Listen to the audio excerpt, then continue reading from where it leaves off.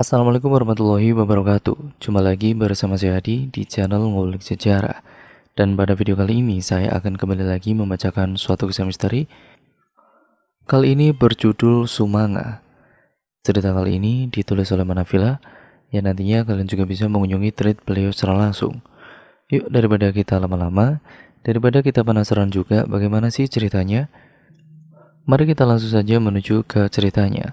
Perhatikan baik-baik karena ceritanya akan segera saya mulai ya teman-teman. Oh ya, untuk kalian yang belum subscribe channel ini, subscribe ya teman-teman. Dan juga untuk mendengarkan video kali ini, saya sarankan agar kalian mendengarkan video kali ini dengan earphone terbaik kalian, agar kalian mendapatkan kualitas audio yang jauh lebih baik. Yuk langsung saja kita mulai ceritanya.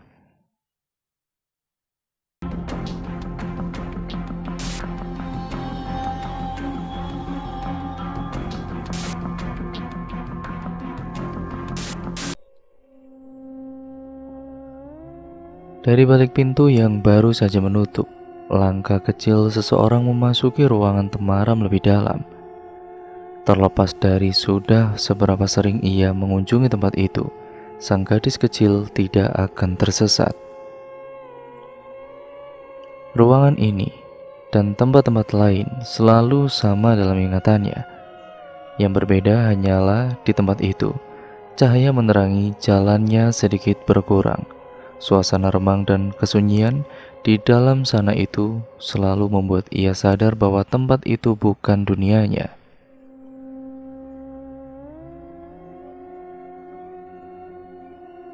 Hai para suara, kemana pergi? Hai yang di sana, kemana pergi? Aku memanggilmu lewat lagu kita. Hadirlah sekarang. Aku membutuhkanmu untuk teman kecilku. Hadirlah. Nada-nada itu bersenandung lirih dari balik bibir mungilnya. Tangan kecilnya memeluk erat sebuah boneka. Matanya yang terpejam segera membuka begitu merasakan hawa dingin di sekitarnya. Kedua sudut bibirnya tertarik. Tiga sosok anak kecil dengan tinggi serupa secara tiba-tiba muncul di depan. Bibir-bibir pucat itu bergerak, ikut membalas senyumannya. Ayo main. Terlahir tidak normal. Tiga kata itu yang orang-orang pakai untuk mendefinisikan dirinya. Semua tetangganya terlihat salah. Namanya bahkan bukan lagi miliknya, yang semenjak julukan anak aneh menggeser kedudukan namanya dari ingatan semua orang. Gelar itu tentu tidak ia dapat begitu saja. Mulanya Dea merasa heran mengapa orang-orang ini kok mengatainya untuk berhenti berbicara sendirian. Teman dekatnya bahkan mulai menjauh hanya karena peringatan-peringatan yang ia berikan kepada orang-orang sekitar. Ada seseorang di belakangmu. Kaki kirimu hampir menginjaknya. Ada orang di kursimu. Tidak peduli bagaimanapun dia berteriak. Jangan lewati jalan itu. Orang-orang yang melihat hanya akan menatapnya heran, sementara sisanya mentertawakan. Anak gila adalah julukan yang lain yang tidak jarang ia dengar juga.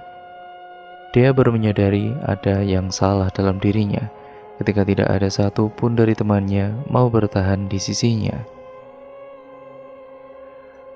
Jauh di lubuk hatinya, dia membenci semua perlakuan yang tidak adil itu. Namun setelah tahu ternyata ia yang berbeda, dia berubah membenci dirinya sendiri. Dia membenci saat kenyataan membawanya mengetahui bahwa ada makhluk lain di antara orang-orang yang berseliweran dalam pandangannya. Bahwa mereka, makhluk astral, makhluk yang seharusnya tidak bisa ia lihat dengan mudahnya, masuk dalam bidang pandangnya. Usia mungkin patut disalahkan atas pengetahuan yang terlambat itu. Namun seolah bagian dari dirinya yang lain juga ikut mengkhianatinya.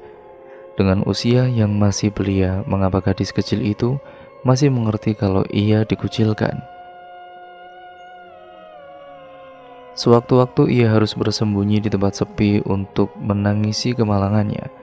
Mengapa untuk yang satu ini ia cepat sekali paham?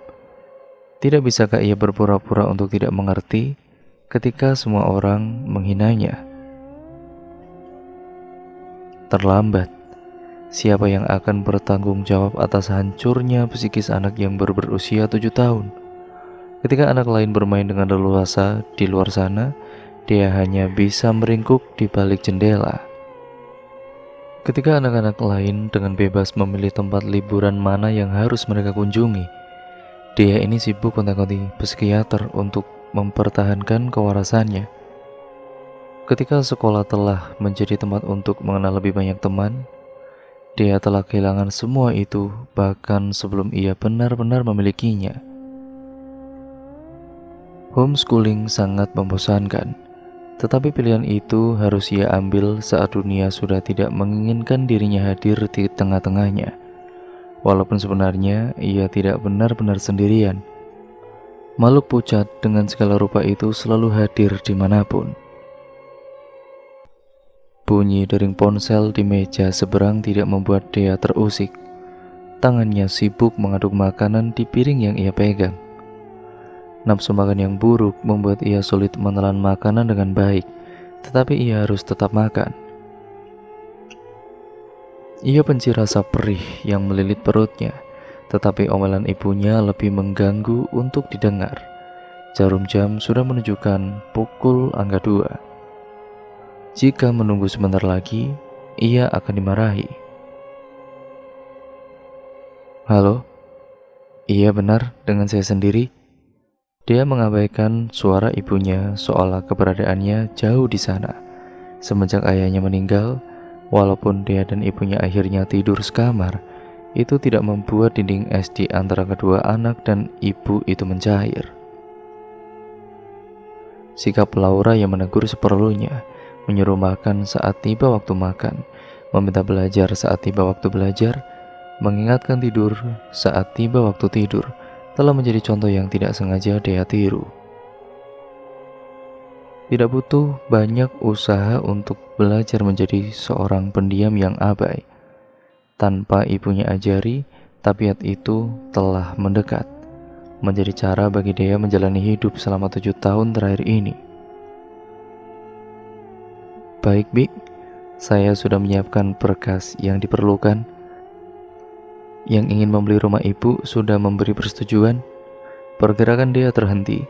Kepalanya terangkat mendengar kalimat yang baru saja ibunya lontarkan.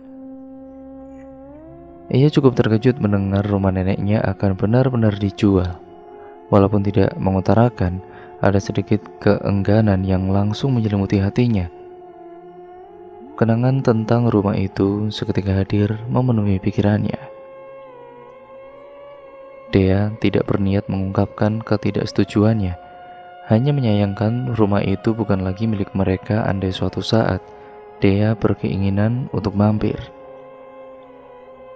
Sedikit kerutan di dahi yang Dea perlihatkan juga bukan ia peruntukan kepada ibunya. Kendati ucapan Laura itu begitu menusuk dan juga mengusik, Dea merasa tidak perlu menunjukkan sikap. Ia bahkan tidak sedang menatap wanita yang baru saja menutup panggilan itu. Sesosok berambut panjang dengan wajah penuh darah yang berdiri di samping ibunya yang kini mengambil atensinya. Pemandangan klise yang memuakkan. Dea akan terus menatap sosok itu, hanya untuk memastikan hantu wanita berpakaian panjang tidak mengganggu siapapun. Kamu makan di kasur lagi? Sudah berapa kali mama bilang? Kalimat ibunya lagi-lagi menjadi pengali. Dia menunduk tidak ingin menyambut bentangan itu. Aku sudah kenyang. Dia beranjak dari kasur, menenteng piring yang masih menyisakan sedikit makanan. Tidak perlu memastikan apakah amarah Laura telah berkurang atau semakin tersulut, namun langkah dia terhenti saat suara ibunya kembali terdengar. Kamu mau ikut? Besok mama mau ke rumah nenek. Laura tidak perlu membahas lagi tentang penjualan rumah itu. Dia sudah tahu sebelumnya. Walaupun ucapan ibunya lebih terdengar sebagai sebuah pernyataan, alih-alih meminta saran, ibunya sudah menganggap dia setuju. Dia tadinya ingin menjawab tidak, tetapi penglihatan tentang makhluk gaib barusan membuat dia kembali mengingat kenangan masa lalu di rumah itu. Kenangan tentang mereka yang menjadikan dia akhirnya kembali merasakan kehadiran seorang teman. Entah kenapa dia ingin kembali. Ia ingin melihat mereka, yang mungkin ini akan menjadi pertemuan terakhirnya. Aku ikut. Dari Alaga Kota. Butuh 3 jam untuk sampai di desa Wajuk. Desa yang seperempat tanahnya dipenuhi perkebunan teh. 3 jam adalah jarak yang sedikit jika ditempuh sesekali. Walaupun begitu, dengan kesibukan orang tua yang tidak dia pahami, butuh setidaknya 6 bulan sekali bagi keluarganya untuk berkunjung ke sana.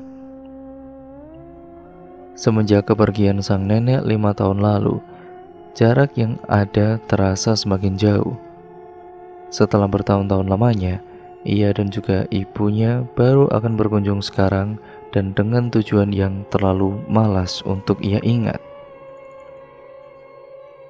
Entah apa yang Laura lakukan sebelumnya, jam keberangkatan seharusnya pukul 10 pagi, kini mundur hingga 5 jam.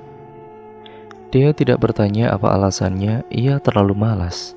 Komentarnya tidak akan merubah apapun. Dia kemudian membiarkan ibunya menyetir sendirian, sedangkan ia memilih duduk di belakang. 30 menit menggulir layar ponsel. Kantuk yang menyerang membuat Dea tertidur tanpa sadar. Niat awal ingin mengambil gambar pemandangan senja di bukit yang akan dilewati nanti pupus sudah. Ketika ia terbangun, mobil yang ia tumpangi telah berhenti. Suara pintu ditutup menyambutnya. Mengintip di jendela, pemandangan sebuah rumah yang berdiri kokoh di halaman luas mengkonfirmasi pikiran Dea bahwa mereka baru saja sampai. Merasakan pergerakan lain, Dea melirik dan mendapati Laura memasuki rumah dengan langkah terburu-buru. Ia hanya memandang sejenak sebelum perhatiannya kembali beralih ke sekitar. Sudah mulai gelap, Dea menggeser posisinya, meluruskan pinggang yang terasa kaku sementara tangan kanannya mencari ponsel yang terlepas dari genggaman. Pencariannya terhenti saat sneakers putihnya menginjak benda kertas. Ia benar-benar ketiduran sehingga membiarkan ponselnya jatuh di bawah sana. Alis Dea mengerut melihat angka 1750 yang tertera di lock screen ponselnya. Mereka sampai sedikit lebih cepat. Dia menjadi paham akan mengherankan jika Laura tidak terburu-buru, sementara wanita itu sudah menaruh janji. Jelas ibunya harus merasa bersalah setelah membuat kliennya menunggu lama. Mengabaikan pikiran tentang penjualan rumah, Dea memilih melangkah turun. Sepi adalah hal pertama yang ia pikirkan. Suasana pedesaan kental menyambut, keheningan yang selalu Dea sukai. Rumah kayu 2 lantai berdiri di depan, jejeran kayu ulin sebagai dindingnya tidak meninggalkan jejak lapuk.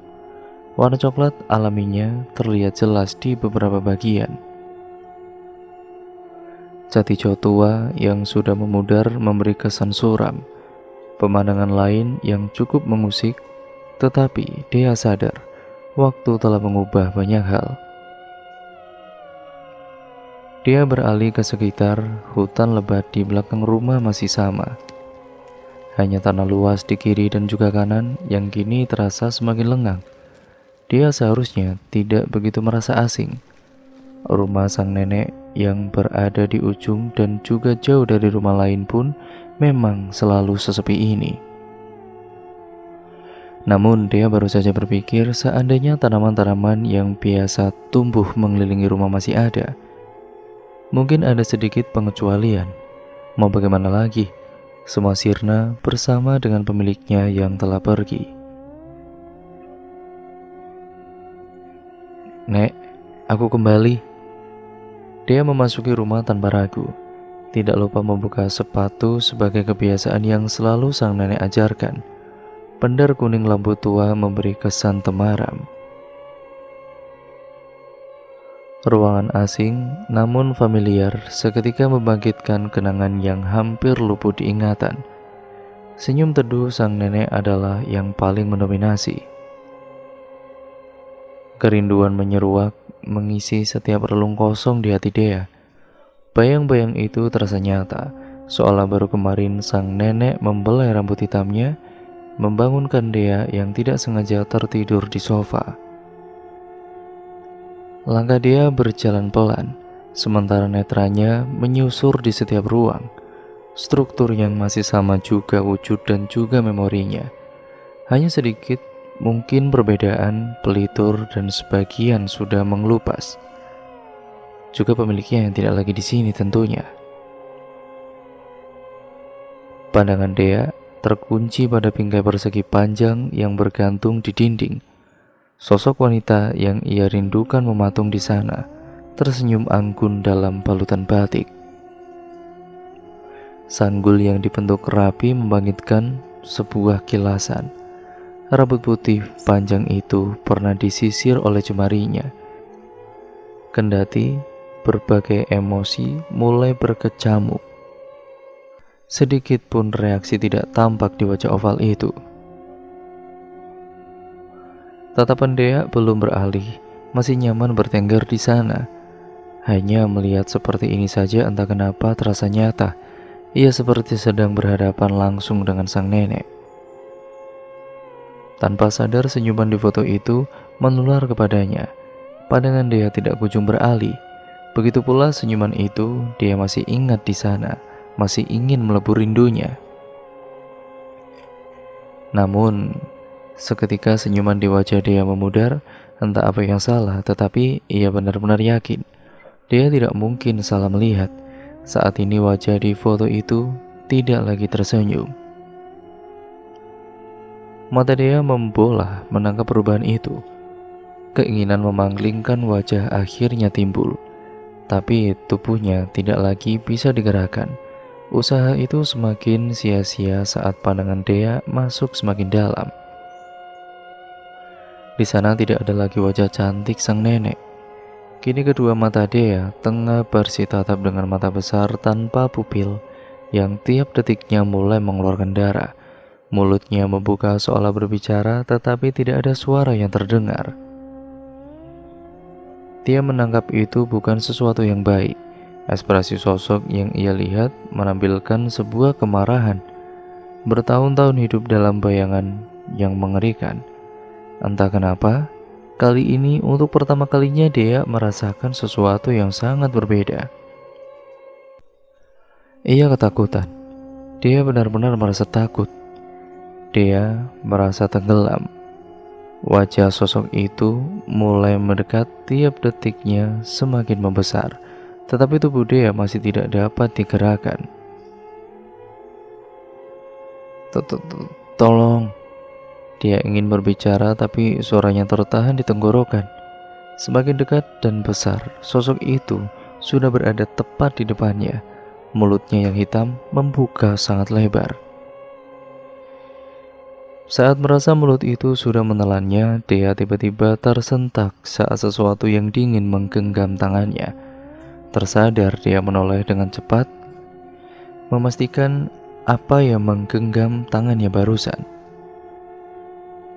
Ia segera mengambil langkah mundur begitu melihat hantu anak kecil dengan kepala retak berdiri di sebelahnya. Refleks ia menarik tangan hingga genggaman itu terlepas. Bukan takut, ia hanya terkejut. Dea memperhatikan sosok di depannya. Hantu itu masih menatapnya. Terlepas dari wajahnya yang penuh lumuran darah, hantu anak kecil ini terasa tidak asing. Celana panjang hitam dan kaos putih yang ia kenakan mengingatkan pada seseorang. Ukuran tubuhnya memang sepinggang sekarang, namun berbeda jika 7 tahun lalu. Dulu tinggi mereka sama. Setelah mengingat 3 hantu anak kecil yang sering bermain dengannya dulu, lalu memastikan ada salah satu di antara wajah itu yang mirip dengan sosok di depan. Sebuah nama seketika muncul di kepala. Tanpa ragu Dea menyebutkan nama itu. Billy? Hantu anak laki-laki itu tidak menjawab, hanya menatap lekat ke arah Dea dengan pandangan yang tidak ia mengerti. Dia lalu teringat 2 temannya yang lain, 2 hantu anak perempuan yang memang tinggal di rumah ini. Dengan raut kebingungan, ia kembali menatap Billy. Tidak biasanya hantu itu menemuinya di sini. "Kamu sendirian?" Billy tetap diam, masih tidak menjawab. Jika ada yang menyebut kedatangannya, seharusnya itu bukan Billy. Hantu anak kecil itu hanya akan hadir ketika dipanggil. Ini tidak seperti biasanya. Kemana 2 temannya yang lainnya itu? Di mana Cole dan Elena? Ketika mendengar 2 nama itu disebut, dia terkejut karena Billy tiba-tiba berbalik dan berlari hingga hilang menembus pintu. Dia baru akan mengejar, tetapi sebuah suara menghentikan langkahnya. "Dea?" Sebelum memenuhi panggilan itu, dia kembali menoleh pada bingkai di dinding. Wajah sang nenek tersenyum seperti seharusnya. Alis Dea mengerut. Penampakan mengerikan yang ia lihat sebelumnya seolah tidak pernah ada. Apa aku baru saja berhalusinasi? "Dea?" Dea pergi menghampiri ibunya yang memanggil dari ruang tengah. Kerutan di dahi Laura nampak jelas sekali. Air muka wanita itu menyeratkan kegelisahan. "Kamu lihat Bimina? Nggak ada orang di sini. Orang yang mau beli rumah juga nggak bisa dihubungi." Dia menggeleng sebagai respon. Bunyi petir yang tiba-tiba menggelegar membuat ia menoleh. Niat awal untuk menjawab pun urung. Fokusnya kini berpusat pada jendela kaca di sisi kanan. Titik-titik air perlahan muncul di sana. Hujan turun dengan sangat cepat. Laura juga ikut menoleh menatap hujan yang semakin deras. Wanita itu mengembuskan napas gusar. "Kita terpaksa menginap. Mama harus ketemu Bimina sebelum pergi." Laura memijat pelipisnya sembari melangkah pergi. "Jangan lupa kunci pintunya. Kalau kamu lapar, ada nasi kotak di dapur." Itu menjadi suara yang terakhir dia dengar sebelum ibunya menghilang di balik pintu. Pintu sudah dikunci. Karena belum merasa lapar, dia enggan ke dapur. Ingatan tentang sebuah pintu yang terlintas di pikiran kini menjadi tujuannya. Pintu itu berada di lantai 2. Dia menaiki anak tangga yang lebarnya masih meninggalkan jarak ketika kaki jenjangnya berpijak. 13 adalah angka yang ia ingat sebagai jumlahnya. Dia tidak habis pikir mengapa dulu ia suka sekali menghitung setiap susunan tingkatan yang ia naiki. Melewati ujung tangga, dia berbelok ke kiri, sebuah lorong menyambutnya di sana. Bunyi digitan di lantai mengiringi setiap langkah. Menambah bisingnya malam di tengah riuh hujan dan angin, serta petir yang berbunyi sesekali. Lantai itu sedikit berdebu, dia bisa merasakannya. Tidak heran rumah tidak berpenghuni selalu seperti itu. Dulunya dia selalu bertanya-tanya, kenapa rumah yang ditinggalkan selalu saja kotor padahal pintu tidak pernah dibuka. Lalu, suatu waktu dia merasa menemukan jawabannya setelah melihat lubang ventilasi yang tidak pernah tertutup. Keadaan rumah ini untungnya tidak seburuk rumah yang benar-benar kosong. Wanita pemilik julukan Bimina selalu datang untuk membersihkannya. Dia adik Namira, nenek Dea yang paling bungsu. Usianya hanya berjarak 7 tahun dengan Laura, anak tunggal sang pemilik rumah. Aneh sekali. Dia membatin, bukan untuk mengomentari keadaan rumah lebih dalam. Ini tentang sesuatu yang lain. Tidak biasanya sesepi ini. Rumah yang bersisian dengan hutan, lalu hanya ada ia dan ibunya, tidak mengherankan jika memang sepi. Namun bukan kesepian itu yang dia maksud. Sepi yang hanya bisa diartikan olehnya dan orang-orang seperti dirinya. Dia mengerling baru menyadari sesuatu. Selain pertemuannya dengan Billy tadi, ia tidak melihat satupun mereka di sini. Sepanjang ia hidup, selama dia sudah dapat membedakan antara makhluk astral dan nyata. Jika kalian bertanya tentang di mana saja mereka hadir, maka dia akan menjawab, mereka selalu ada di mana-mana. Mereka ada di belakangmu, di bawah kursimu, di kasurmu, di dalam lemarimu, berjalan bersisian denganmu, memperhatikanmu, mengekor di belakangmu. Mereka berseliweran dimanapun. Bahkan jika kau tidak menyadari, mungkin saja kau baru saja menyenggol bahunya. Berdasarkan pengalamannya, dia dengan yakin mengatakan tidak satupun sebuah rumah tanpa kehadiran mereka. Namun sejak ia sampai di halaman hingga kini masuk ke dalam, dia melihat rumah ini bersih.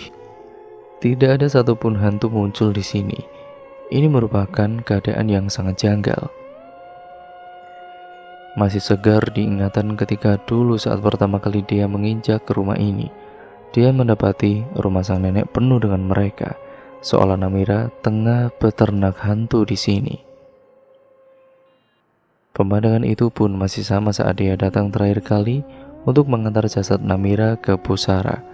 Namun kali ini berbeda. Kemana perginya mereka semua? Dia menepis pikirannya ketika langkahnya telah sampai di ujung lorong. Sebuah dinding kayu yang polos tanpa ornamen berdiri di hadapannya. Dia mematung di sana seolah ada sesuatu di baliknya. Benar saja, setelah sepersekian detik, tangan dia terangkat menyentuh dinding. Terdiam sesaat, dia menyeret tangannya menyebabkan dinding itu bergeser, memperlihatkan sekat lain yang kali ini tidak sepolos sebelumnya. Tekstur pahatan ciri khas sebuah pintu lengkap dengan kenop di sisi kanan. Sebuah pintu. Dea,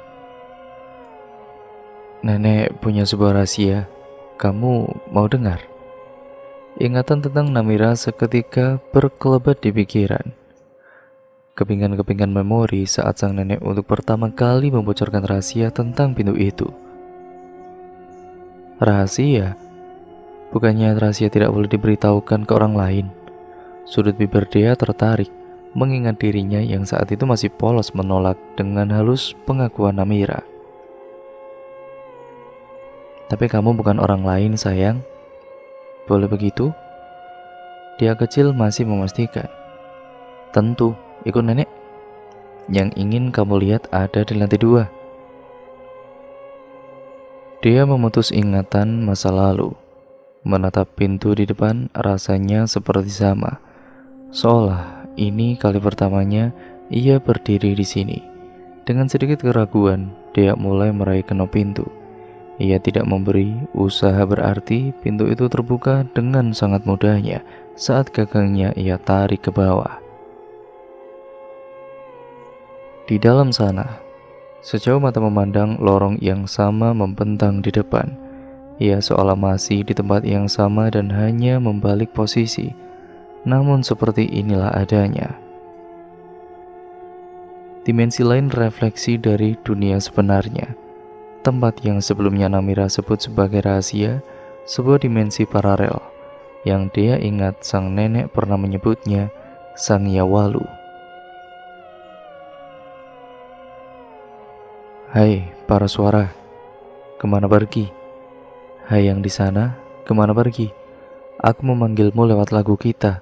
Hadirlah sekarang. Aku membutuhkanmu untuk teman kecilku. Hadirlah. Suaramu bagus. Anak kecil yang baru selesai dengan nyanyiannya berbalik begitu mendengar sebuah suara. Melihat seorang anak perempuan berambut sesiku yang tersenyum, lelaki kecil itu ikut melenggungkan bibirnya. Kamu? Anak kecil itu memiringkan kepalanya. Kebingungan melihat seorang yang asing yang tidak pernah ia lihat di tempat ini. Sadar akan kebingungan yang ditambahkan, sang gadis kecil tanpa ragu memperkenalkan dirinya. Aku Dea. Anak kecil yang menyebut dirinya Dea itu terus tersenyum. Siapapun tidak akan paham mengapa sang gadis kecil itu begitu bahagia.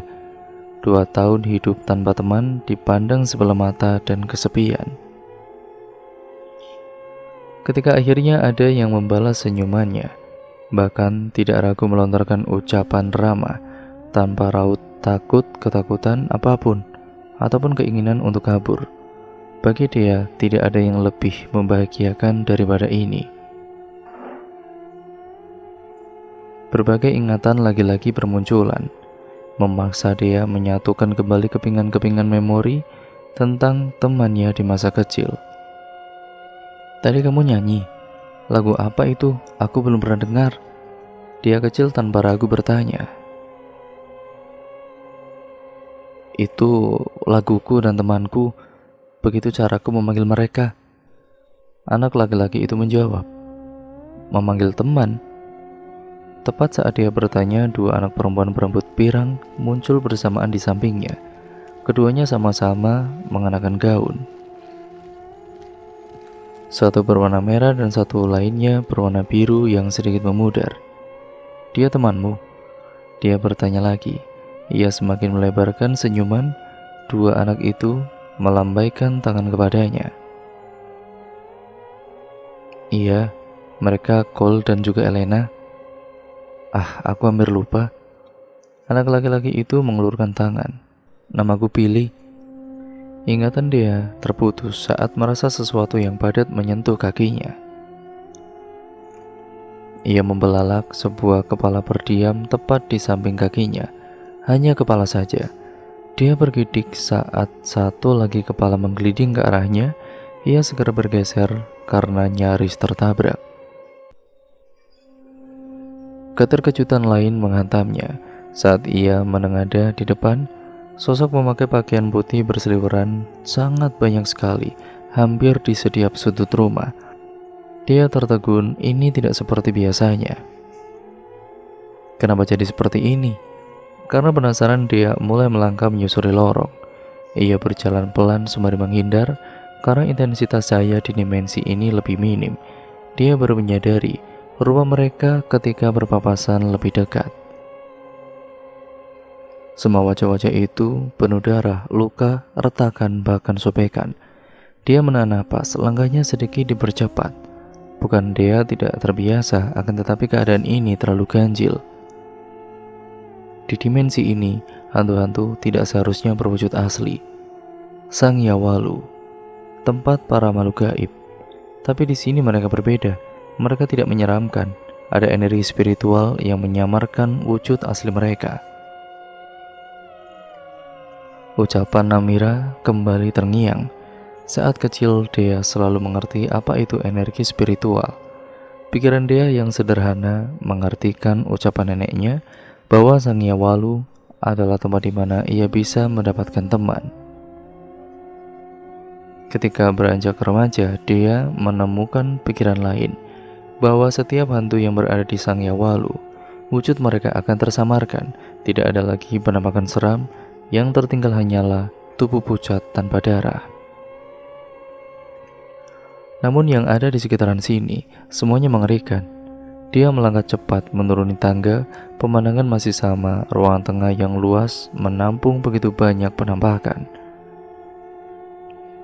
Pikiran dia bagai benang kusut memikirkan penyebab dimensi ini berubah dan benar-benar sangat berbeda. Melangkah ke ruang tamu, dia dapat menarik sedikit napas lega. Jumlah mereka sedikit berkurang dari ruang sebelumnya, tetapi kekalutan masih melanda. Billy, dia teringat hantu anak kecil dan kedua temannya. Ia berpikir untuk memanggil mereka, barangkali ia bisa menemukan jawabannya. Nada-nada itu pun mulai dilantunkan, cara yang teman-teman hantunya ajarkan untuk memanggil mereka. Hai para suara, kemana pergi? Hai yang di sana, kemana pergi? Baru menyelesaikan 2 bait, dia menghentikan nyanyiannya. Semua hantu di sekitar kini menatap ke arahnya. Aku memanggilmu lewat lagu kita. Hadirlah Seka. Dengan ragu, dia berusaha menuntaskan lagu itu, tetapi pelototan dari banyak mata membuat suaranya tertahan. Andai mata-mata itu tidak mengeluarkan darah, atau setidaknya memiliki bagian putih dan lingkar hitam di tengahnya, mungkin dia tidak akan terlalu terganggu. Hai para suara, kemana pergi? Hai yang di sana, kemana pergi? Dia mengulang bait awal karena konsentrasi yang buyar membuat ia lupa. Namun lagi-lagi dia ragu melanjutkan. Sorot mata itu kian tajam, seolah ia dilarang untuk melantunkan lagu itu. Melirik ke kanan kiri, dia ingin memastikan apakah nyanyian tidak dapat membuahkan hasil. Namun nihil, tidak ada hantu anak kecil di antara puluhan sosok-sosok itu. Alih-alih keberadaan teman, pelototan yang semakin tajam yang kini ia dapat. Dia kehilangan niatnya, dia enggan bernyanyi lagi. Ia masih bersyukur hantu-hantu itu tidak segera menerkamnya. Ia memutuskan pergi dari sana dengan berlari ke arah pintu keluar. Di dimensi ini tidak ada hujan. Dia tahu itu. Ia akhirnya mengembuskan napas lega. Hantu di luar sini tidak sebanyak di dalam. Walaupun keanehan itu masih ada, wujud mereka tetap menyeramkan. Kaki polosnya tanpa ragu menjejaki tanah. Ia tahu kakinya akan kembali bersih setelah melewati pintu nanti. Dia akan menyusur halaman sekitar. Ketika Billy tidak datang, Chloe dan juga Elena seharusnya ada di sekitar sini. Namun, belum sejengkal ia melangkah, matanya telah menangkap pemandangan lain. Dia kembali bergeming. Sejak kapan ada Gapura di sini? Di depannya ini berdiri sebuah gerbang beton yang tampak sangat tua. Tidak ada tulisan apapun selayaknya sebuah pintu masuk. Dinding-dindingnya dipenuhi lumut yang mengering. Di sampingnya berdiri sebuah rumah kayu kecil. Bentuknya seperti rumah pohon, tetapi penjaga di bawahnya hanya sebatang kayu tanpa cabang. Itu jelas sengaja dibuat. Ada cahaya di dalamnya. Pendari singgah yang dipantulkan membuat dia menebak itu sebuah lilin atau mungkin sebuah lampu minyak. Tidak sampai di situ saja. Hutan lebat yang membentang di baliknya itu pun telah menambah kerutan di daya Dea. Sejak kapan halaman polos berubah dalam sekejap? Gadis yang baru berumur 15 tahun itu tidak mungkin lupa. Namira pernah berkata, Sang Yawalu adalah dimensi lain yang benar-benar mirip dengan dunia sebenarnya. Yang berbeda hanyalah keadaan sepi dan temaram, juga tidak adanya pergantian cuaca. Namun pemandangan yang baru ia lihat kini telah mematahkan informasi itu. Dia tidak mungkin salah. Ia tidak melihat Gapura di depan rumah neneknya sebelumnya. Lalu dari mana datangnya gerbang tembok ini? Rasa penasaran memaksa dia ingin menilik Gapura itu lebih dekat. Baru 3 kali melangkah, sebuah bayangan muncul di tengah-tengah Gapura itu. Dia tidak bisa melihat terlalu jelas, tetapi ia yakin yang di sana itu seorang perempuan.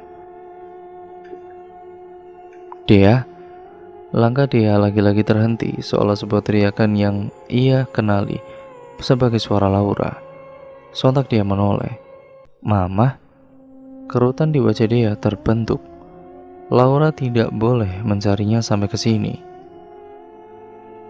Ia memutuskan untuk kembali sebelum sang ibu mencari lebih jauh. Sebelum itu dia sempat menoleh ke arah Gapura, namun sudah tidak ada apa-apa di sana.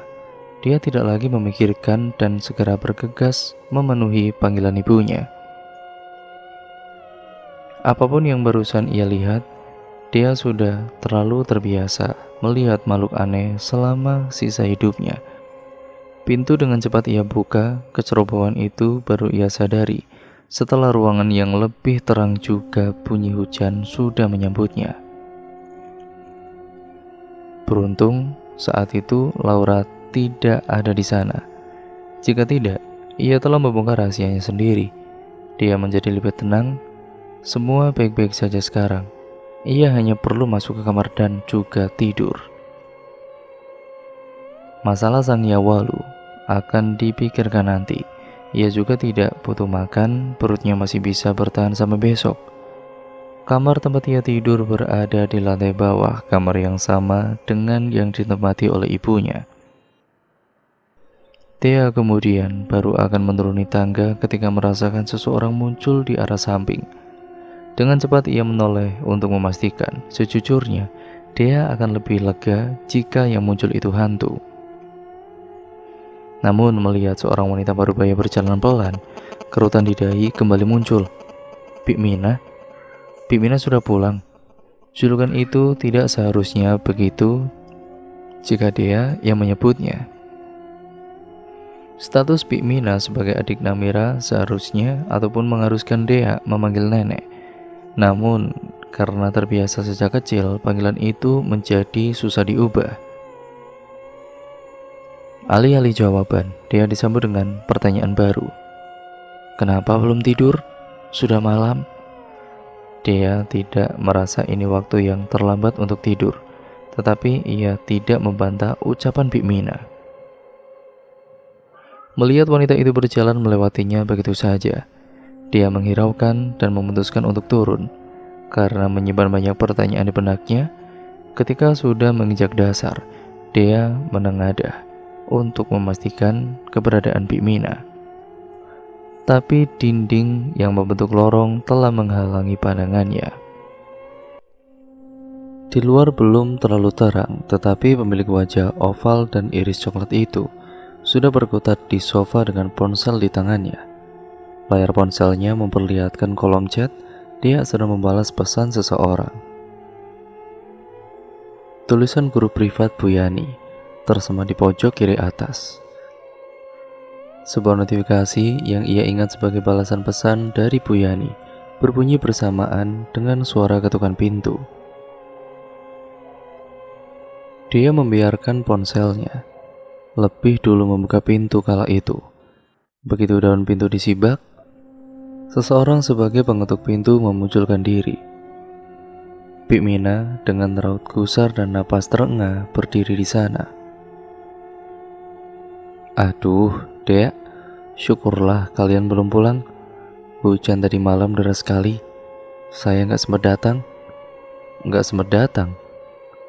Ucapan itu menambah keheranan yang melanda Dea. Ia tidak mungkin lupa ia bertemu Bik Mina tadi malam di lantai atas. Bukannya Bik Mina menoleh, mengabaikan ucapan Dea yang terputus lantaran Laura yang tiba-tiba menyapanya. Alis wanita parubaya itu membentuk kerutan saat melihat Laura berjalan dengan menenteng tas lempangnya. Ia lantas masuk untuk menghampiri. Kamu mau pergi? Kok buru-buru? Sarapan dulu ya, Bibi masakin. Nggak sempet, Bi. Banyak kerjaan di kantor. Seusai menutup pintu, dia mengabaikan obrolan itu dan beranjak kembali ke sofa, menyusul Bik Mina dan Laura yang lebih dulu duduk. Masih larut dalam pikirannya sendiri, dia hanya diam sembari sesekali mengecek ponsel. Dia tinggal. Dia menoleh sebentar ketika namanya itu disebut. Enggak, Bi. Dia harus belajar. Enggak bawa alat tulis juga di sini. Laura mengabaikan embusan napas pasrah Bik Mina dan kembali berbicara. Kok ditunda seminggu lagi beli rumahnya? Nanti malah nggak jadi. Mengenai penjualan itu, sang pembeli sudah menghubungi Laura semalam tentang pengunduran yang diajukan. Sayangnya informasi itu sampai ketika sudah larut malam. Laura sedikit menyesal, sudah berjalan jauh tetapi malah sia-sia. Ya terserah pembelinya, mungkin dia masih ragu. Nggak jadi juga nggak apa-apa. Kalau jalan-jalan ke sini kan jadi enak, ada rumah. Iya nggak apa-apa, tapi siapa yang rawat? Kasihan Bik Mina bolak-balik. Lagian masih ada rumah Bibi. Bik Mina menggeleng sembari tangannya bergerak sebagai ciri khas Bik Mina yang sangat mudah dihafal. Rumah kecil begitu, ucapnya menyesali keadaan. Di sisi lain, Dea yang tidak bergabung dengan obrolan masih sibuk memikirkan kejadian semalam.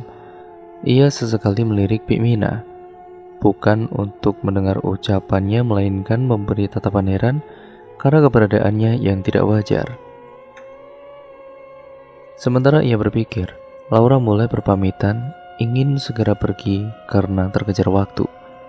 Saat sang ibu mengajaknya untuk beranjak, dia tiba-tiba bersuara, "Aku masih mau di sini."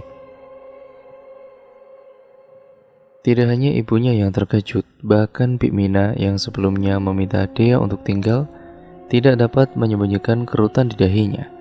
Dia memandangi kamar Namira. Ruangan 3x4 dengan dinding dicat coklat tampak begitu asing. Berbeda dari yang dulu ia ingat. Kamar ini kosong, barang-barang Namira sudah dipindahkan di bawah Laura entah kemana.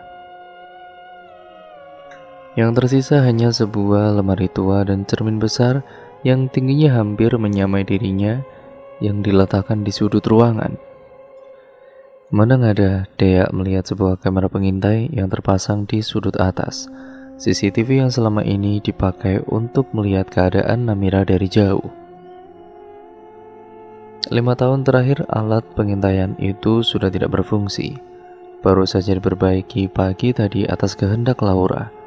Ya begitulah, dia boleh tinggal asalkan sang ibu dapat memantau dari jauh. Alasan itu pula yang menjadikan Dea menempati kamar sang nenek. Kendati ia sudah menolak karena takut dapat membangkitkan kenangan. Akan tetapi tidak ada pilihan lain. CCTV hanya terpasang di kamar itu. Dia tidak mengerti apa yang dipikirkan oleh ibunya. Padahal dia sudah memberitahu kalau Laura tidak perlu mengkhawatirkan jadwal belajarnya karena Bu Yani, guru privatnya, meminta libur beberapa hari. Namun alasan itu tidak cukup bagi Laura. Sejak kapan dia peduli? Dia bergumam, masih menatap pada sudut ruangan. Gadis berwajah oval itu bukan tanpa sebab meminta menetap beberapa hari di desa Wajuk. Ini masih ada kaitannya dengan Sang Yawalu dan Bik Mina, juga kejanggalan lain yang ia rasakan di rumah Namira ini. Dia ingin mencari tahu apa sebenarnya yang terjadi. Terlebih mengingat sikap Billy yang tidak biasa, juga keberadaan dua temannya yang belum pasti. Hanya mengaitkan semua yang terjadi, dia meyakini ada yang tidak beres di sini. Dia baru teringat gapura yang ada di Sang Yawalu. Ia berniat untuk mengeceknya. Berjalan keluar dari kamar, dia tidak merasakan keberadaan Bik Mina. Pikiran tentang adik neneknya itu teralihkan begitu ia sampai di depan rumah. Seperti dugaannya, gapura yang ada di dimensi itu tidak ada di sini. Benar-benar sebuah keanehan. Gapuranya tidak ada, gumam Dea. Ia melangkah lebih jauh sembari mencari-cari barangkali keberadaannya tidak tepat di depan rumah. Namun di depan ini tidak ada keberadaan gapura yang ia cari. "Permisi." Terkejut dia refleks berbalik. Seorang pemuda yang ia tebak berusia 20 tahunan tiba-tiba berada di belakang. "Cari apa, Dek?" Dia menggeleng sebagai respon. Air mukanya tampak nyata jika ia tidak nyaman dengan keberadaan orang asing ini. Seolah tidak menyadari itu, pria di depannya masih bersikap ramah dan kembali berbicara. "Dea, kamu Dea ya? Cucunya nenek Namira?" Hanya mendengar nama sang nenek disebut, pertahanan Dea melonggar. "Kakak kenal nenek?" Pria itu mengangguk. "Kenalkan, nama saya Dino. Saya tinggal di ujung sana. Dulu bapak saya kerja sama nenek Namira. Saya juga sering bantu-bantu." Dia mengikuti arah petunjuk pria yang menyebut dirinya Dino itu. Tidak begitu menampakkan, tetapi dia cukup kebingungan saat pria itu mengatakan ia tinggal di ujung sana, sementara yang dia ingat, tidak ada satupun rumah di sana. Rumah neneknya ini adalah rumah terakhir sebelum hutan. Dek, dia cari siapa? Tadi saya lihat kayak lagi cari sesuatu. Mulanya dia ragu untuk menjawab, karena pria ini rupanya mengenal Namira. Ia mencoba untuk bertanya. Kak Dino, di sini pernah ada gapura nggak? Gapura? Iya, gapura beton yang udah kelihatan tua. Udah nggak ada tulisannya. Setahu saya nggak ada, Dek. Yang ada cuma yang di depan sana. Dino menunjuk ke arah pintu masuk desa. Tapi di sana cuma gerbang kayu. Melihat dia yang terdiam, Dino kembali bertanya, "Kenapa, Dek?" "Nggak apa-apa, Kak." Dia tersenyum ragu. Dino ikut terdiam sementara dia kembali mengamati sekitar. Setelah berpikir sejenak, Dino dengan ragu berbicara, "Kalau gapura yang adik cari ini mungkin hanya ada di Sangyawalu." Dia langsung mendongak. "Kakak tahu Sangyawalu?" Tangan dia sibuk dengan sendok, tetapi pikirannya berkelana memikirkan pertemuannya dengan pria bernama Dino. Pengakuan Dino atas pengetahuannya tentang Sangyawalu telah mengusik dia lebih jauh. Ia sudah akan mendapatkan informasi andai saja Bik Mina tidak segera memanggilnya untuk makan. Semua ini membuat dia semakin tidak berselera dengan santapannya. Makan siang yang sepi bukanlah hal yang baru. Dia memang terbiasa makan sendiri. Bik Mina yang sebelumnya menemaninya sudah selesai 2 menit yang lalu dan sudah pergi entah kemana. Hanya menyisakan piring di wastafel. Sesuai permintaan Dea, ia yang akan membersihkannya. Dia benar-benar kehilangan selera makannya. Lagi-lagi ada nasi yang tersisa. Ia enggan melanjutkan, langsung berpikir untuk bersih-bersih, membuang isinya di tempat sampah yang tersedia. Dia mulai meraih spons cuci piring, menuangkan 2 tetes cairan hijau di atasnya. Piring pertama ia bilas dengan sorot matanya yang menatap kosong ke dinding. Lalu pada piring kedua yang seharusnya itu milik Bik Mina, gerakannya terhenti saat menyentuh sesuatu yang aneh. Dia menunduk hanya untuk melihat segumpal rambut mengisi piring itu. Rambut. Dia tersentak nyaris melepaskan pegangannya. Ia mematung. Bagaimana bisa ada rambut sebanyak itu di piring? Dia merasakan bagian punggungnya meremang. Menepis pikiran, dia dengan cepat membuang rambut itu di tempat sampah, membersihkan dengan cepat lalu beranjak dari sana. Bagi dia, darah dan wujud yang menyeramkan yang menempel pada hantu itu adalah sesuatu yang pasti juga sebatas mengerikan untuk dipandang. Namun, mengenai hal misterius seperti ini, benar-benar mengusik ketenangan. Tidak tahu sedang berhadapan dengan apa, tidak tahu harus menghindar atau pasrah. Tidur adalah salah satu cara yang tepat untuk menenangkan pikiran, tetapi tidak kunjung terlelap adalah sebuah masalah baru. Nyaris 1 jam terbenam di kasur, mata dia tidak juga sanggup tertutup. Benar tidak ada yang bisa tidur dengan pikiran terganggu. Merasa usahanya sia-sia, dia mengganti rencana dengan mengunjungi dimensi paralel. Baginya Sangyawalu memang tercipta untuk itu, tempat yang cocok untuk melarikan diri dari peliknya kehidupan nyata. Namun agaknya kali ini dimensi itu tidak juga bersahabat. Kekalutan yang melanda Dea semakin bertambah saat di dalam sana ia melihat seseorang sedang berjalan menenteng sesuatu. Bik Mina? Apa yang Bik Mina lakukan di sini? Dia bersembunyi dari balik gorden, menatap lekat pada Bik Mina yang pergi menuju gapura. Tidak, wanita itu berbelok ke rumah kayu. Sesuatu yang ia pegang, ia letakkan di sana. Nyaris 10 menit, dia tidak bisa melihat jelas apa yang Bik Mina lakukan. Gerakannya terhalang dinding yang ukurannya tidak seberapa.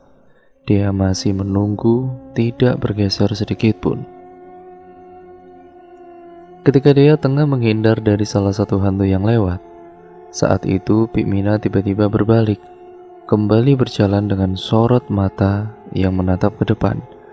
Dia menahan napas ketika wanita itu sudah sampai di pintu.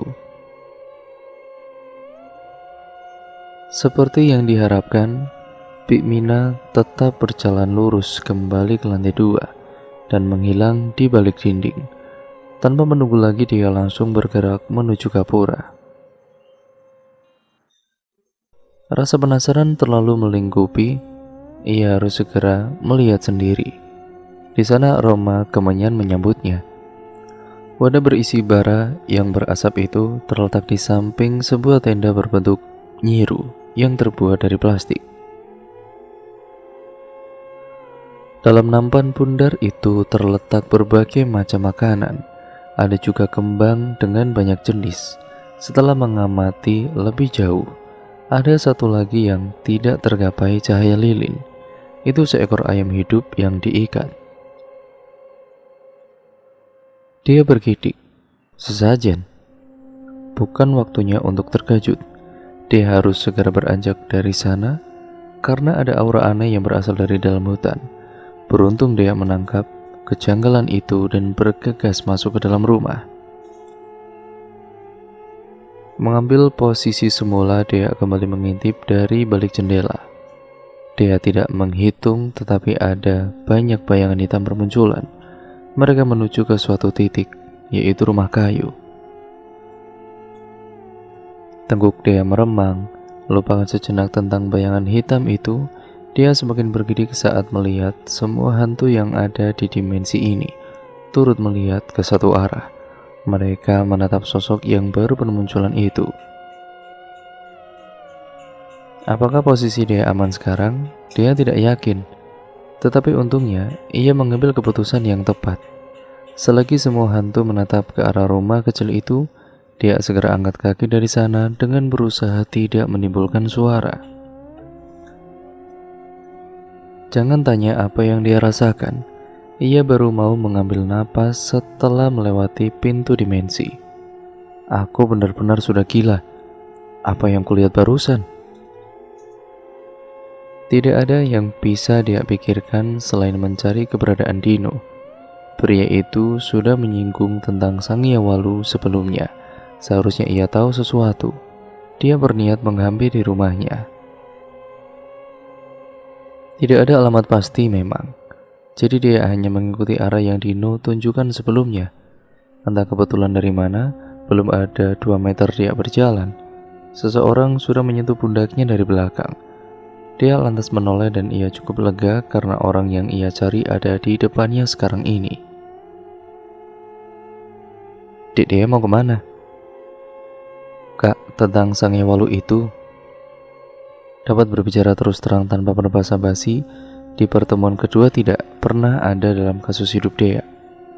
Namun, Dea anggap kali ini sebagai pengecualian. Abaikan kecanggungan itu. Keadaan memang mampu mengubah apapun. Oh iya, Sangyawalu. Kenapa memangnya, Dek? Tadi kakak bilang gapura itu ada di Sangyawalu. Gapura itu sebenarnya apa, Kak? Lalu rumah kecil di sebelahnya, kenapa ada sesajen di dalamnya? Alis Dino mengerut. Sesajen? Dia mengangguk. Ia menatap penuh harap, menunggu Dino berbicara. Mungkin itu untuk memberi makan para sumanga. Sumanga? Dia kebingungan mendengar istilah baru yang sangat asing itu. Iya, arwah yang dipanggil. Dia tertegun. Jadi bayangan hitam itu, kamu pernah lihat? Dia mengangguk cepat.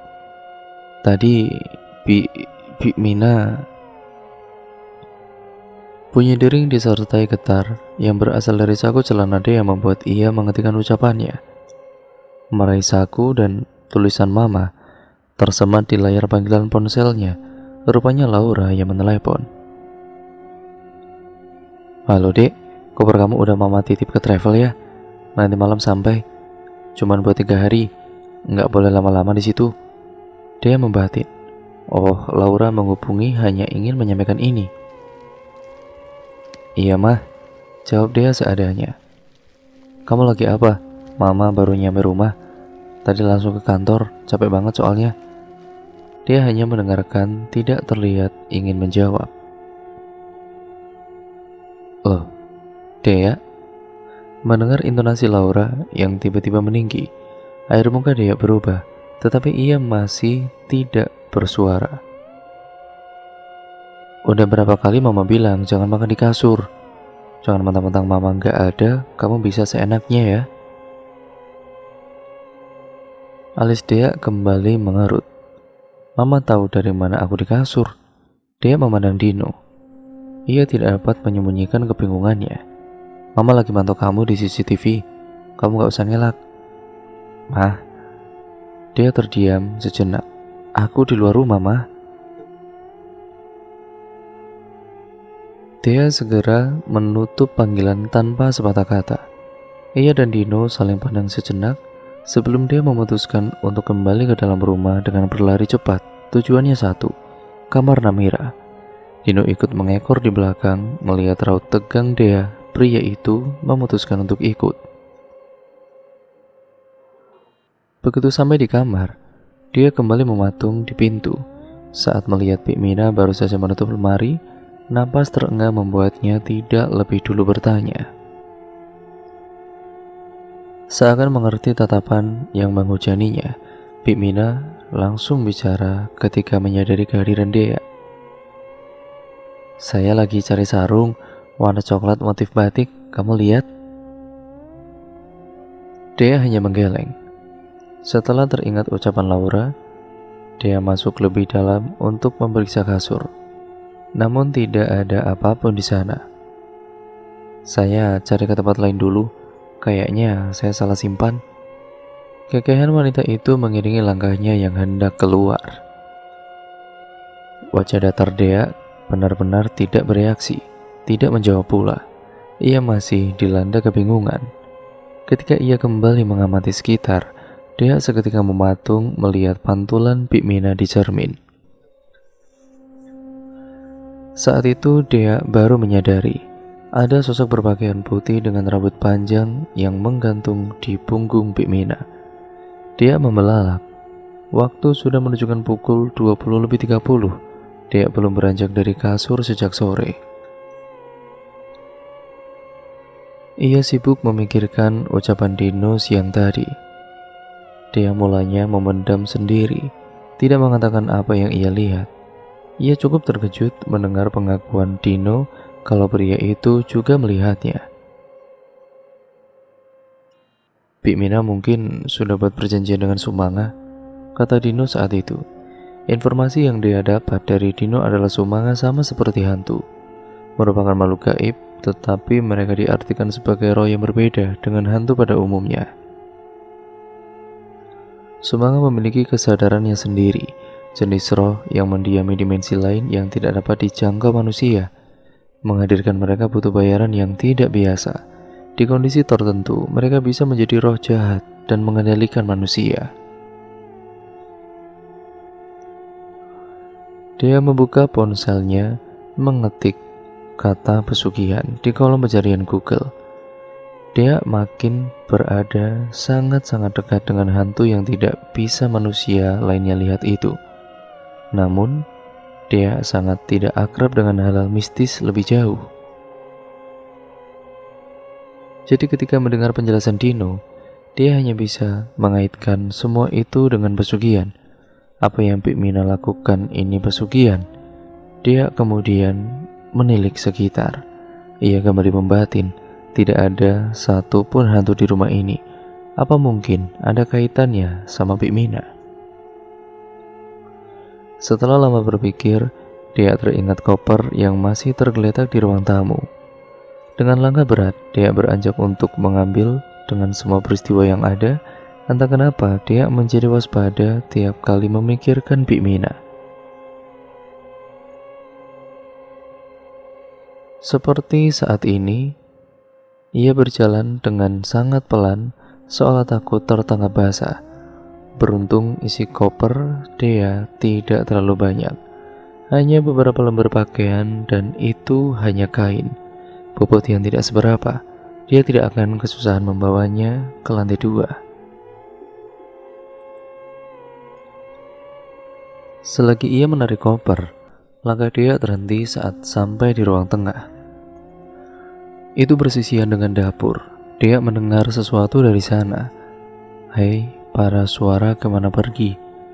Hei, yang di sana kemana pergi?" Ah, lagu itu. Dia meninggalkan kopernya. Ia ingin memeriksa nyanyian itu semakin terdengar sering. Seiring langkahnya, kian dekat dengan dapur itu. "Aku memanggilmu lewat lagu kita. Hadirlah sekarang, aku membutuhkan. Untuk teman kecilku, hadirlah." Dia agak asing dengan suara ini. Suara yang lumayan merdu. Namun dia yakin itu bukan suara teman hantunya. Lalu siapa? Terdengar lagi dia mematung di pintu. Ia mempertajam inderanya, tetapi kemudian tidak ada suara lagi yang terdengar. Nyanyian itu berhenti setelah bait terakhir dilantunkan. Penasaran, dia memasuki dapur, namun tidak ada siapapun di sana. Siapa yang tahu lagu itu selain Billy, Elena, dan Chloe? Karena tidak menemukan apapun, dia memutuskan kembali ke kamar. Ia baru melewati pintu dapur, hendak mengambil koper yang ia tinggalkan. Tetapi lagi-lagi terdiam saat melihat seseorang yang baru saja menaiki tangga. Bik Mina. Hingga tengah malam dia tidak kunjung tertidur. Ia semakin gelisah mengingat gerak-gerik Bik Mina. Ditambah kejadian tadi, dia semakin curiga. Dia bolak-balik melihat ponsel. Sudah hampir pukul 2. Ia akhirnya memiliki niat sungguh-sungguh untuk tidur. Dia tidak ingat sudah berapa lama ia terpejam. Kesadarannya nyaris hilang, tetapi suara ketukan membuyarkan semuanya. Dia kembali membuka mata. Terdengar suara tuk-tuk, dan dia menunggu untuk memastikan, dan suara tuk-tuk itu masih terdengar. Dia memutuskan untuk memeriksanya. Suara itu terdengar dari ruangan sebelah. Kamar Bik Mina. Seperti dugaannya, suara semakin jelas saat ia tiba di depan pintu. Bik Mina. Dia mencoba memanggil. Barangkali Bik Mina memang belum tidur dan sedang mengerjakan sesuatu. Namun apa yang wanita itu lakukan tengah malam begini? 3 kali mengulang panggilan dan masih tidak ada jawaban. Dia mulai mendorong pintu. Untungnya pintu itu tidak terkunci. Di dalam ini, pencahayaan yang ada lebih temaram. Bik Mina tidak mematikan lampu, hanya saja pendar kekuningan pada lampu membuat ruangan terlihat sedikit lebih gelap. Dia mencari Bik Mina. Kasurnya kosong. Menoleh ke kiri. Dia terkejut melihat sosok di dinding yang berdiri membelakanginya. Rambut yang terurai hingga ke pinggang dengan pencahayaan yang ada membuat sosok itu tampak menyeramkan. Hanya setelah mengamati lebih dekat, dia mengenali pakaian yang dikenakan. Bik Mina. Dia keheranan. Mengapa wanita itu berdiri menghadap dinding dengan tangan mengetuk-ngetuk? Satu masalah terpecahkan, tetapi kekalutan lain itu muncul. Apa yang Bik Mina lakukan? Dia kemudian berjalan mendekat. Entah kenapa pemandangan ini lebih mengerikan dari melihat hantu. Bik, tidak ada jawaban. Wanita itu terus dengan aktivitas mengetuknya. Begitu sampai, pelan-pelan Dea memutar badan Bik Mina. Dea tertegun, mata wanita itu terpejam. Bik Mina jalan sambil tidur. Tanpa pikir panjang, dia ini menuntun Bik Mina kembali ke ranjangnya. Tidak ada kain apapun di kasur. Ia membuka lemari untuk mencari sarung atau sejenisnya. Apa yang ia cari sudah ia temukan, tetapi pemandangan lain mengganggu matanya. Ada banyak tablet obat di rak kedua. Dia mengamati banyak yang sudah kosong. Dia terkejut begitu melihat kemasannya, obat tidur. Mengabaikan pikirannya, dia menutup lemari, lalu menyelimuti tubuh wanita di depannya dengan sarung yang ia temukan. Kenapa Bik Mina menyimpan obat tidur sebanyak itu? Dia yakin obat-obat itu dikonsumsi oleh Bik Mina sendiri. Ia sudah melihat buktinya. Ya, Bik Mina baru saja tertidur sambil berjalan. Berdasarkan apa yang pernah ia baca, tidur berjalan adalah salah satu efek samping mengonsumsi obat tidur dengan dosis tinggi. Namun, kenapa Bik Mina melakukan semua itu? Karena tidak tidur dengan baik semalam, dia bangun terlambat pagi ini. Jika bukan karena cacing di perutnya yang sudah melilit, mungkin dia masih akan bermalas-malasan di kasur. Nafsu makan dia nyaris hilang saat melihat Bik Mina duduk di meja makan. Wanita itu hanya diam dengan tatapan kosong. Melihat sepiring nasi goreng di seberang wanita itu, dia lantas bertanya, "Bik Mina sudah sarapan?" Wanita itu tidak menjawab. Sorot matanya masih tetap sama. Tangan Bik Mina tiba-tiba terangkat menunjuk piring yang ada. "Makan itu," katanya. Dia agak ngeri dipelototi seperti ini. Ia tentu saja ragu, tetapi Bik Mina lagi-lagi mengisyaratkan untuk duduk.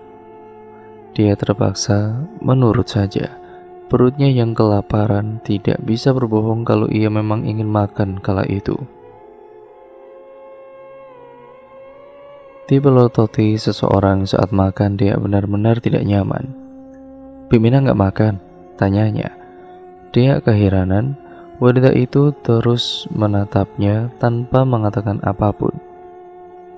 Benar-benar tidak ada jawaban. Dia akhirnya menunduk, fokus dengan piringnya.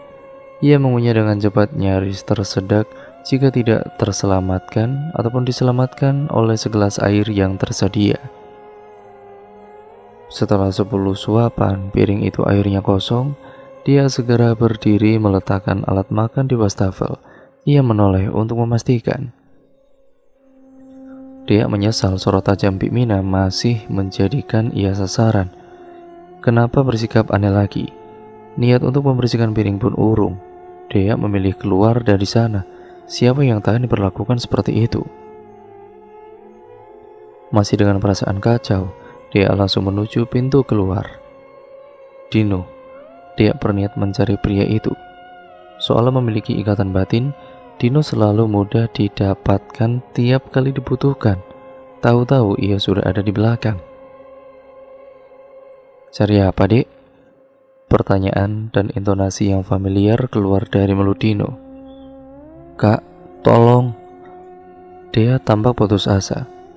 "Kenapa? Bik Mina lagi?" Dia mengangguk cepat. Lalu, sebuah pikiran lain tiba-tiba hinggap di kepala. "Kak, kakak bisa lihat hantu?" Raut wajah Dino tampak ragu, tetapi pria itu masih mengangguk. "Ada apa?" tanyanya.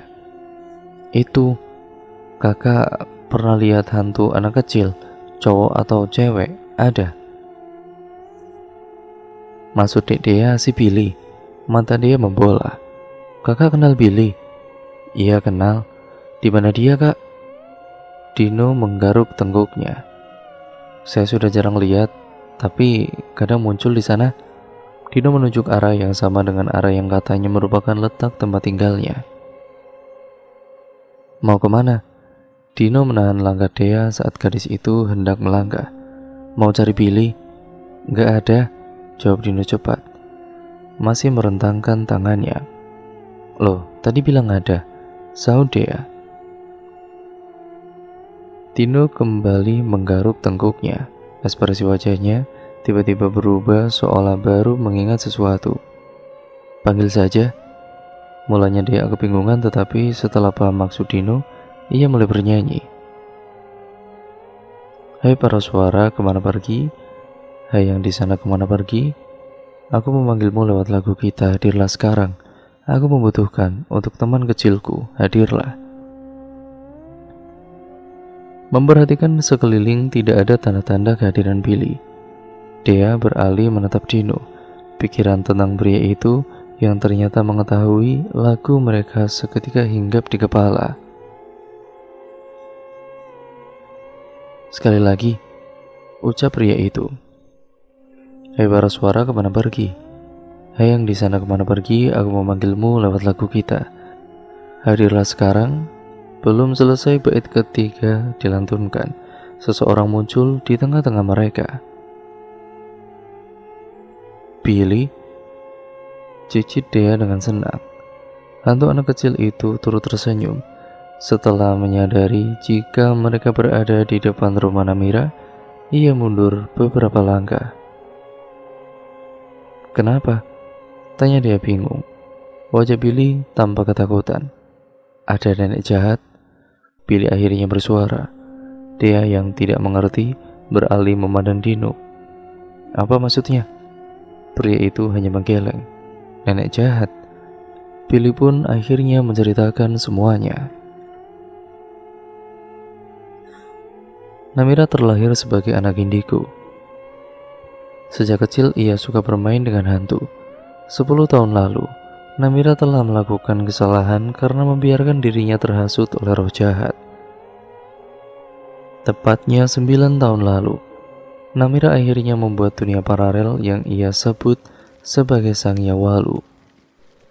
Tidak ada yang tahu arti nama itu, bahkan Billy si pencerita. Yang Billy ketahui, Namira kesepian.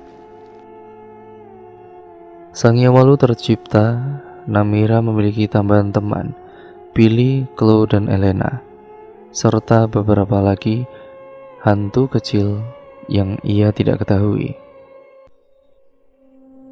Namira sangat bahagia, ia seperti memiliki cucu kala itu. Ya, itu tadinya. Belakangan Namira mulai menyadari ritual yang ia lakukan untuk menciptakan tempat itu rupanya meminta bayaran yang mahal. Bayaran yang tidak pernah Namira bayangkan, sebuah tumbal. Namira telah menumbalkan suaminya sendiri. 1 bulan setelah terciptanya Sang Yawalu, Rasmono, suami Namira meninggal karena muntah darah. Kepergian Rasmono menciptakan rasa sepi baru yang sulit untuk Namira tanggung. Terlebih, kematian suaminya disebabkan oleh dirinya sendiri. Karena rasa rindu yang menguasai 7 tahun lalu, Namira pun akhirnya memutuskan untuk memakai cara itu melakukan pemanggilan arwah. Memulai cara itu, Namira ingin bertemu roh sang suami. Namun beberapa kali Namira mencoba. Di antara Sumanga yang hadir, Rusmono tidak pernah ada. Ia terus mencoba hingga tidak sengaja sosok tidak diundang ikut terpanggil, yaitu roh jahat. Roh itu mulai mengendalikan Namira, menebar teror, melenyapkan energi spiritual yang Namira miliki. Sadar jika keberadaan roh itu akan sangat membahayakan, Namira mulai memikirkan cara untuk melenyapkannya. Namun setelah menyadari niat itu, roh jahat tidak pernah melepaskan Namira hingga kemudian membunuhnya. Sebelum nenek Namira meninggal, nenek Namira menyuruh kami untuk usir roh jahat itu, yaitu usir nenek jahat itu. Tapi kami tidak berhasil, nenek jahat terlalu kuat. Elena dan Chloe, mereka ditangkap. Billy mengakhiri ceritanya dengan raut wajah sedih. Ia ketakutan. Jadi karena itu dulu nenek suruh aku pulang cepat. Karena itu juga kakek Mono meninggal. Mata dia mulai berkaca-kaca. Kenyataan ini begitu menohok.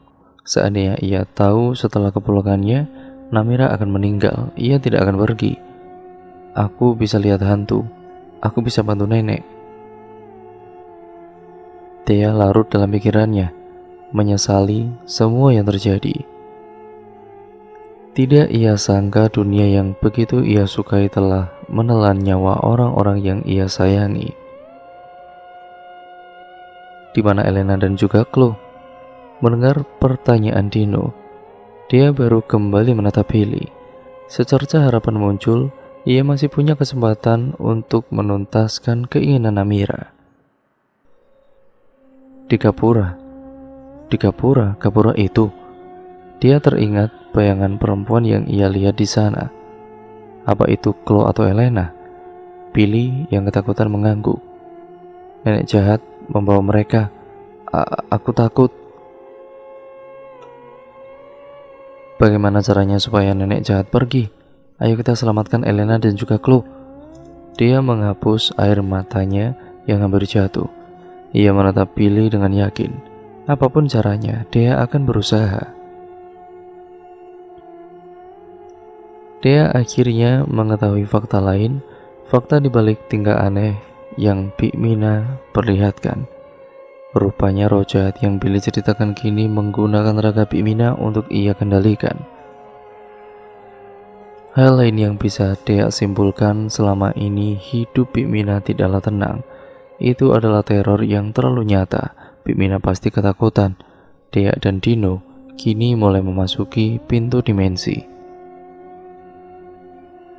Seperti yang Billy katakan, untuk mengusir roh jahat itu, mereka harus menghancurkan rumah kecil yang digunakan untuk meletakkan sesajen. Mereka harus mencabut kayu penyangga yang menancap di tanah. Billy tidak ikut bersama mereka. Hantu laki-laki itu masih trauma dan dia tidak memaksanya. Jantung dia berdegup tidak karuan melihat tidak adanya satupun hantu di dimensi ini. Dia seketika merasa khawatir. Mereka hanya perlu merusak rumah kecil itu. Terdengar mudah andai mereka tidak ketahuan. Kedua orang itu sebelumnya sudah memeriksa keberadaan Bik Mina, tapi wanita itu tidak ditemukan dimanapun. Itu telah menjadi masalah, karena kini langkah Dea dan Dino harus terhalang. Bik Mina rupanya telah mendahului mereka. Bik Mina ada di Sangyawalu. Dea, mau kemana? Wanita itu berdiri membelakangi Gapura. Sirine yang ia tampilkan membuat Dea sadar jika wanita di depannya ini bukanlah Bik Mina sebenarnya. Bik Mina telah dikendalikan. Dia mengangguk pada Dino di sampingnya. Tanpa pria itu diberitahu, Dea sudah menyadari seperti apa yang mereka duga. Sebuah bayangan keluar dari tubuh Bik Mina membentuk sosok berambut panjang dengan wajah menghitam. Matanya kosong, hanya ada warna hitam. Seluruh tubuhnya diselubungi kabut gelap. Dea dan Dino sama-sama membelalak. Dia beralih menatap Bik Mina, namun sorot matanya menatap kosong. Bik Mina, sadar Bik. Dia mencoba berteriak tetapi tidak ada reaksi di wajah wanita yang dipanggilnya itu, dan sebaliknya, sosok di sampingnya lah yang menyeringai. Dia mengepalkan tangan, kuku-kuku jarinya yang kurus pun semakin memucat. Lepaskan Bik Mina, dasar hantu jelek. Pulang kamu ke asalmu. Teriakan Dea disambut lengkingan tawa dari sosok berwajah gelap. Alih-alih mengikuti perintah, sosok itu malah kembali masuk ke tubuh Bik Mina. Setelahnya, wajah Bik Mina mendongak. Perubahan di wajah itu tampak jelas. Pupil di mata Bik Mina menghilang entah kemana. Jangan harap kalian yang akan menjadi tawananku. Suara yang keluar dari mulut Bik Mina bukan lagi suara yang dia kenal. Tidak ingin menunggu lagi, Dia memberi kode pada Dino agar mereka berpencar untuk menuju rumah kecil itu. Sayangnya pergerakan mereka diketahui oleh Bik Mina dan Bik Mina masih dalam pengaruh mengepalkan tangannya juga. Ia mulai berteriak. Bersamaan dengan itu, angin kencang mulai berhembus di sekitar. Dahan-dahan di pepohonan meliuk-liuk, dedaunan di sekitar berterbangan. Begitu tangan Bik Mina terangkat, tubuh Dea dan Dino ikut melayang ke udara. Leher mereka seolah dicekik. Tangan Bik Mina kembali bergerak hingga tubuh dua orang itu terhempas menabrak dinding rumah. Baru saja meraup udara, leher Dea kembali merasa dicekik. Tubuhnya kembali terangkat, kali ini tertahan di dinding rumah. Hal yang sama juga dialami Dino. Kedua orang itu memberontak, mulai kehabisan napas juga. Air mata Dea perlahan menetes, wajahnya memerah. Ia kesakitan, tidak ada satupun kata yang dapat dikeluarkan darinya. Aku tidak boleh mati, aku harus bantu nenek, aku harus bantu nenek. Tekad kuat Dea menggetarkan seluruh tubuhnya. Namun, hanya menangis yang bisa ia lakukan. Dia sudah berusaha. Ia ingin melepas sesuatu yang menggerogoti lehernya, namun tidak ada apa-apa di sana. Ia hanya melukai kulitnya sendiri. Air mata Dia bercucuran lebih banyak lagi. Sakit. Lehernya terasa sakit. Ia benar-benar tidak bisa bernapas. Dengan sekuat tenaga ia berusaha menggerakkan bibirnya. Hai, para suara, kemana pergi?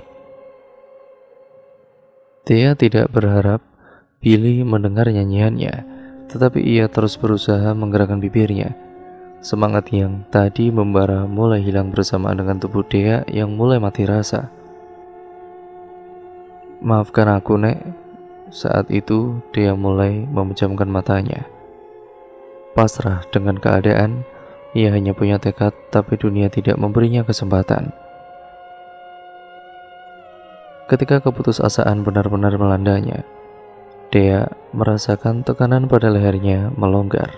Seketika ia membuka mata, dia sempat melihat sosok hantu anak kecil mendorong tubuh Bik Mina hingga tersungkur di tanah.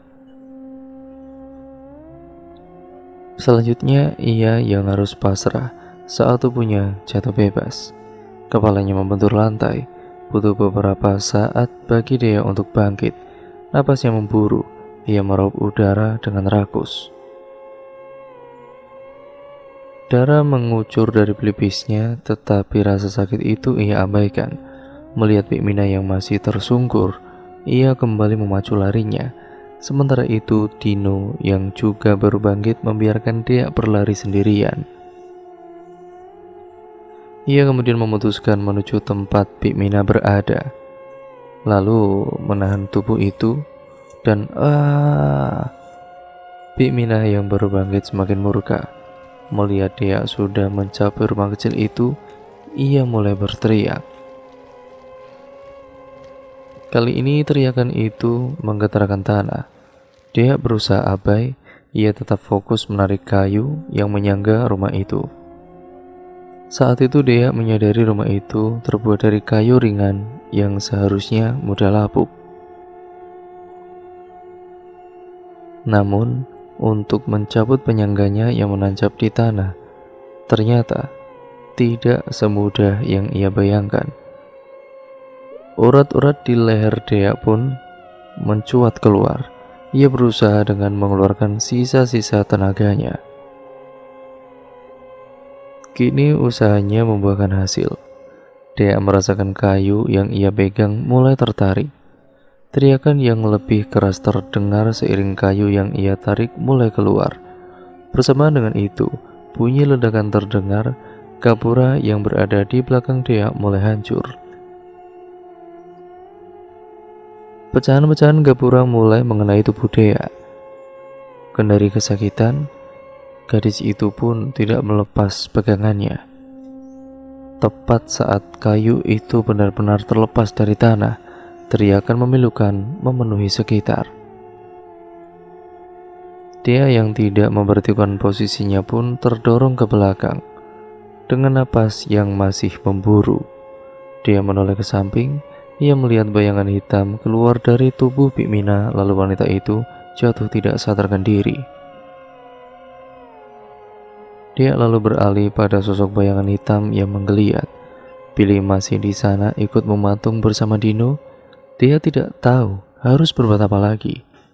Ia sudah melakukan apa yang harus ia lakukan, tetapi sosok roh yang mereka sebut jahat belum juga hancur atau menghilang. Keheranan itu juga tergambar di wajah Billy dan Dino. Sesaat semua orang itu hanya bisa terdiam, lalu sedetik kemudian perubahan tergambar di wajah Dino. "Dea, lilin ya?" Mendengar itu dia sontak menoleh. Ia melihat makanan dan benda lainnya sudah berserakan di tanah. Dia segera mencari lilin itu. Lalu cahaya yang berpendar dari dalam rumah kayu kecil mengalihkan perhatiannya. Benar-benar masih menyala pikirnya. Tanpa menunggu lagi, Dea segera meraih rumah kayu itu. Saat tangan Dea sudah menyentuh rumah kecil itu, lengkingan dari sang roh jahat kembali terdengar. Akibatnya, ledakan dari gapura yang masih tersisa tidak terhindarkan. Pecahan kecil mengikis kulit wajah Dea, meninggalkan jejak di sana. Mengabaikan semua itu, dia tetap berusaha kembali mengambil rumah kayu. Namun, gerakannya terhenti saat pecahan yang lebih besar melayang hingga menindih kakinya. "Au!" Dia meringis merasakan kakinya seolah patah. Saat serangan roh jahat mulai kembali ia rasakan, dia dengan sekuat tenaga mengabaikan rasa sakitnya. Ia kembali meraih rumah kayu itu. Lilin yang entah kenapa, walaupun sudah terombang-ambing, masih tetap menyala di dalamnya. Dalam sekali tarikan napas dia meniup lilin itu hingga padam. Kelegaan dan rasa lelah datang menyerbu bersamaan. Saat itu dia benar-benar merasakan tenaganya menghilang. Tangannya tidak lagi dapat menopang tubuhnya. Tubuhnya yang tadinya terduduk jatuh menyapa tanah, menyusul bagian bawah tubuhnya yang kini tertindih serpihan beton. Suara lengkingan yang lebih keras menjadi yang terakhir ia dengar. Sebelum kesadarannya benar-benar meninggalkannya, dia melihat dua orang anak perempuan keluar dari puing-puing gapura berlari menghampirinya. Entah kenapa hati dia tiba-tiba menghangat. Namun belum sempat senyuman mekar di wajahnya, gelap lebih dulu menyapanya. Setelah 2 hari berlalu, dia baru terbangun dari pingsannya. Hal pertama yang ia rasakan adalah rasa perih di kepala dan kakinya yang terasa tidak nyaman. Beruntung kaki itu tidak benar-benar patah, hanya ada goresan dan luka lebam yang masih meninggalkan jejak. Melihat sekitar lebih jelas, dia tersenyum saat beberapa sosok menampakkan penerbangan di sekelilingnya. Bagi orang biasa, itu mungkin akan aneh. Namun, entah kenapa itu membuat dia lega. Hatinya semakin mengangkat saat melihat Laura tertidur di sampingnya. Dia tidak ingat apa yang terjadi setelah ia meniup lilin itu. Laura hanya mengatakan ia menemukan Bik Mina dan dirinya tergeletak di dekat dinding. Ia tidak mempertanyakan hal lain, hanya memastikan keadaan Bik Mina. Dia cukup lega setelah mengetahui Bik Mina sudah dirawat di rumah sakit. Bik Mina sudah sangat menderita. Lirihnya prihatin. Dia lalu teringat nyanyian yang pernah ia dengar di dapur. Bik Mina hanya ingin minta tolong, tapi aku malah curiga padanya. Dia akan pulang hari ini. Laura benar-benar menepati janjinya. Ini sudah 3 hari. Dia tidak tahu bagaimana Laura bisa sampai. Satu hal yang akhirnya dia mengerti, Laura tidak benar-benar mengacuhkannya. Ada banyak hal yang tidak tersampaikan dengan baik. Salah satunya kasih sayang seorang ibu terhadap anaknya. Dia mulai mengerti, ya, bahwa tidak semua hal seperti kelihatannya. Sama halnya dengan ibunya, di balik setiap intonasi Laura yang meninggi, ada kepedulian di sana. Di balik peraturan ketat yang Laura jalankan, ada kekhawatiran yang sudah luput untuk dia lihat. Semua hal tentang Namira, serta orang-orang yang pernah ia temui, membuat dia berjanji pada dirinya sendiri, mulai saat ini, ia akan melihat semua hal dari sudut pandang yang berbeda. Jika ada tempat yang ingin dia kunjungi sebelum pergi, maka salah satunya adalah Sangyawalu. Namun dia sadar teman-temannya sudah menghilang bersama pintu itu yang sudah tidak dapat dibuka kembali. Tidak ada sedikit penyesalan tentang tempat itu. Semua hanya sedang kembali ke tempatnya masing-masing. Kebersamaan dengan tempat itu, beserta isinya memang sudah waktunya untuk berakhir. Hal yang perlu benar-benar ia lakukan adalah mencari Dino untuk berterima kasih. Pria itu memang layak mendapatkannya. Seorang yang asing yang mau membantu orang lain padahal baru pertama kali bertemu. Orang-orang seperti itu harus diberi apresiasi. Namun kali ini Dino tidak memunculkan dirinya ketika dia membutuhkannya. Mungkin dia harus benar-benar ke rumahnya. Jadi disinilah dia sekarang, berjalan menyusuri jalanan yang belum pernah ia lalui, area yang ditunjuk Dino sebagai tempat rumahnya. Entah dia pantas menyebut ini jalan atau tidak, tetapi yang ada di sekitar ini hanyalah pepohonan dan rumput yang tingginya hampir mencapai lutut. Sekitar 5 meter dia berjalan, tidak ada satupun bangunan yang terlihat. Hingga ia sampai pada area terakhir sebelum ia benar-benar tidak bisa lewat. Dia memutuskan untuk berhenti. Sejauh itu masih belum menemukan satupun rumah. Dia yang terlalu fokus di atas tidak menyadari kalau ia hampir menginjak 2 gundukan tanah. Dia segera bergeser karena terkejut. 2 batu nisan tertancap di masing-masing gundukan itu. Ya, itu kuburan. Dea kemudian tergerak membaca nisannya, Riyadi Pini Martono. Wafat. Dea enggan melanjutkan karena ia merasa asing dengan nama itu. Lalu saat tidak sengaja netranya bertemu dengan nisan di sebelahnya. Mata Dea ini terkunci di sana. Dia berulang kali membaca tulisan itu. Dino bin Riyadi, wafat 31 Oktober 2017. Netra dia membola. Pria yang bernama Dino telah meninggal dunia 5 tahun yang lalu. Jadi selama ini aku dibantu olehnya yang bukan manusia. Dia hanya bisa menarik nafas panjang dengan mata yang berkaca-kaca. Dino, terima kasih. Terima kasih banyak sudah membantuku. Semoga kamu tenang di alam sana. Setelah kejadian itu, dia pun kembali melakukan aktivitas seperti biasa, homeschooling, dan melihat banyak makhluk yang orang lain tidak bisa lihat. Dan cerita pun akhirnya selesai sampai di sini ya teman-teman. Terima kasih untuk kalian semua yang sudah menyimak video kali ini dan cerita kali ini. Bagaimana menurut kalian cerita kali ini? Semoga kalian terhibur ya teman-teman. Jangan lupa like, comment, dan share, serta tonton part yang pertamanya. Jangan lupa juga subscribe dan nyalakan tombol lonceng notifikasinya. Ya, karena itu semua membantu channel ini menjadi channel yang jauh lebih baik ya teman-teman. Sekian video ini saya akhiri, sampai berjumpa di video terbaru selanjutnya. Kurang lebihnya mohon maaf. Wassalamualaikum warahmatullahi wabarakatuh.